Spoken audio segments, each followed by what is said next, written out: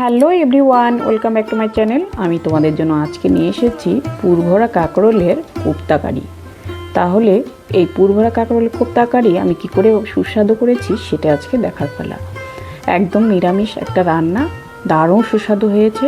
তাহলে মঞ্জুস কিচেনে চোখ রেখে দেখতে থাকুন পুরো ভিডিওটি। তার আগে বলি, আপনারা যারা আমার চ্যানেলের নতুন বন্ধু হয়ে আছেন তারা একটু চ্যানেলটাকে সাবস্ক্রাইব করে পাশে থাকবেন। তো সবার আগে আমি কিছু মশলা জারের মধ্যে নিয়ে নিচ্ছি। আদা, কাঁচা লঙ্কা, কাজু, কিশমিশ, বাদাম, চিনিবাদামটা ভেজে নিয়েছি। আর দুধ বের করা নারকেলের ছাবড়িটাকে 2 চামচের মতো নিয়ে নিলাম। এবার গ্রাইন্ড করে 2 চামচের মতো আমি কোপ্তা কারি বানানোর জন্য রেখে দিলাম। এবার আমি শাঁসটাকে বের করে নিয়েছিলাম, সেটা একটু একসাথে গ্রাইন্ড করে একটু মিশিয়ে নিলাম। এবার এতে স্বাদ মতো নুন হলুদ দিয়ে আর একটু ভালো করে মিশিয়ে নিলাম। এবার প্রতিটা কাঁকরোলের মধ্যে আমি পুরটুকু ভালো করে ভরে নিলাম। এবার আতপ চাল ভিজিয়ে রেখেছিলাম, সেটা একটু জারের মধ্যে নিয়ে নিলাম। ঝালের জন্য 2-3টে কাঁচা লঙ্কা, স্বাদ মতো নুন হলুদ দিয়ে একটা মিহি বেটার তৈরি করে নেব। তো আমার পাতলা করে একটা বেটার তৈরি করে নিলাম। এবার এখানে 1 চামচের মতো বেসন দিয়ে দিলাম। এবারে সামান্য কালো জিরে দিয়ে একটু ভালো করে মিশিয়ে নেব। এবার একে একে পুরভরা কাঁকরোলগুলো এই বেটারে কোট করে সাদা তেল বসিয়ে দিয়েছি। তেলটা আমার ভালো মতো গরম হয়ে গেছে। এবার একে একে ভেজে তুলে নেব। তো বন্ধুরা, এর আগে আমি কাঁকরোলের কোপ্তা ভালো করে রেসিপি একটা দিয়েছি, সেটা আমি আপনাদেরকে লিঙ্কটা ডেসক্রিপশন বক্সে দিয়ে দেবো, আপনারা দেখে নেবেন। এখানে কিন্তু আমি একটু করে দেখিয়ে দিলাম। এবার আমি সবটুকু কাঁকরোলের বড়া বা কোপ্তা ভেজে নিলাম। এবার কিছু উপকরণ আমি রেডি করে নিচ্ছি। আমি ভেজে নেওয়া চিনিবাদাম নিয়ে নিলাম একটা জারের মধ্যে। এবার কিছু নিয়ে নেব নারকেলের দুধ বের করা, নারকেলের শুকনো নারকেলটা নিয়ে নিলাম। এবার নিয়ে নেব আগে থেকে বেটে রাখা কাজু কিশমিশ বাটা, একটু তুলে রেখেছিলাম সেখান থেকে, সেটা নিয়ে নিলাম আদা কুচি, একটু জল দিয়ে ভালো করে আরও একটা গ্রাইন্ড করে নিলাম। তো এভাবে করে একটা মিহি পেস্ট তৈরি করে নিলাম। এদিকে আমি প্লেটের মধ্যে পেস্টটুকু ঢেলে নিচ্ছি। এবার আমি নিয়ে নেব 2 চামচের মতো টক দই। এই টক দইটা কিন্তু আমি ঘরেই বানিয়েছি, এই লিঙ্কটাও আপনাদেরকে দিয়ে দেব ডেসক্রিপশন বক্সে, আপনারা দেখে নেবেন। তো 2 চামচের মতো নিয়ে একটু ফেটিয়ে নিলাম।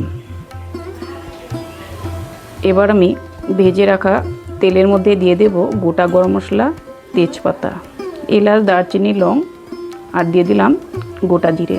একটু ফোড়নটাকে নাড়িয়ে নেব। এবার আমি কিছু গুঁড়ো মশলা নিয়ে নিয়েছি, লঙ্কা গুঁড়ো, জিরে গুঁড়ো, ধনে গুঁড়ো আর হলুদ গুঁড়ো একসাথে নিয়ে নিয়েছি। একটু জল দিয়ে গুলিয়ে তারপর আমি দিয়ে দিলাম। এবার একটু মশলাটাকে 1 মিনিটের মতো নাড়িয়ে তারপর বেটে রেখেছিলাম কিছু উপকরণ, সেটা একটু দিয়ে দিলাম। দিয়ে আরও ভালো করে 1 মিনিটের মতো নাড়িয়ে নেব। তো দেখবেন মশলা থেকে একটা তেল ছেড়ে এসেছে। সেই পর্যায়ে আমি সেদ্ধ করা আলুগুলোকে একটু টুকরো করে নিয়েছিলাম, সেটা দিয়ে স্বাদ মতো নুন দিয়ে দিলাম। এবার সেটা দিয়ে আরও একটু ভাজা ভাজা করে নেব। তো আরও 2 মিনিট একটু ভালো করে ভাজা ভাজা করে নিয়ে শুকনো করে নিয়েছি। এবার একটু জল দিয়ে আরও একটু কষিয়ে নেব। এভাবে করে আরও একটু কষিয়ে তারপর একটু ঢাকা দিয়ে নেব। তো গ্যাসের ফ্লেমটাকে মিডিয়াম করে 1 মিনিটের মতো ঢাকা দিয়ে রেখেছিলাম। তো মশলা থেকে কিন্তু আমার তেলটা ছেড়ে দিয়েছে। এই পর্যায়ে আমি ভালো মতো আর একটু নাড়িয়ে চাড়িয়ে নিচ্ছি। এবার আমি 2 চামচের মতো ফেটানো টক দই দিয়ে দিচ্ছি। এভাবে করে আর একটু ভালো করে মিশিয়ে নেব। আমার একটু শুকনো হয়ে গেছে, আর একটু জল দিয়ে নিচ্ছি।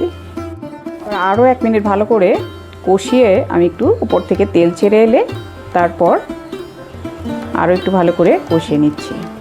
এটা যতটা ভালো করে কষাবেন ততটাই কিন্তু এর স্বাদ বেশি হবে, কারণ অনেকটা মশলা দেওয়া আছে এর মধ্যে। তারপর উপর থেকে আমি দিয়ে দিলাম নারকেলের দুধ।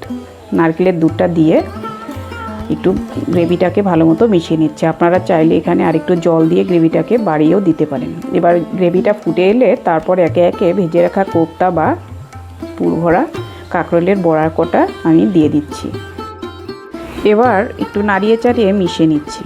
তো বন্ধুরা, এখানে কিন্তু তোমরা উপর থেকে গরম মশলার গুঁড়ো আর একটু ঘি ছড়িয়ে নিতে পারো। তো আমি দুটোর একটাও দেব না, আমি গরম মশলাটা দিয়েছিলাম ফোড়নে, সেই জন্য আর দিচ্ছি না। এবার একটু ঢাকা দিয়ে তারপর একটু দমে রেখে দিয়ে তারপর পরিবেশন করে নিচ্ছি। তো তো নিরামিষের দিনে এইভাবেই কোপ্তা কারি বানিয়ে খান। আমার মনে হয় এই রেসিপিটি আপনাদের অবশ্যই ভালো লেগেছে। তো ভালো লাগলে অবশ্যই লাইক কমেন্ট শেয়ার করুন। আর এভাবে ভালো থাকুন, সুস্থ থাকুন, দেখতে থাকুন মঞ্জিস কিচেন। ধন্যবাদ।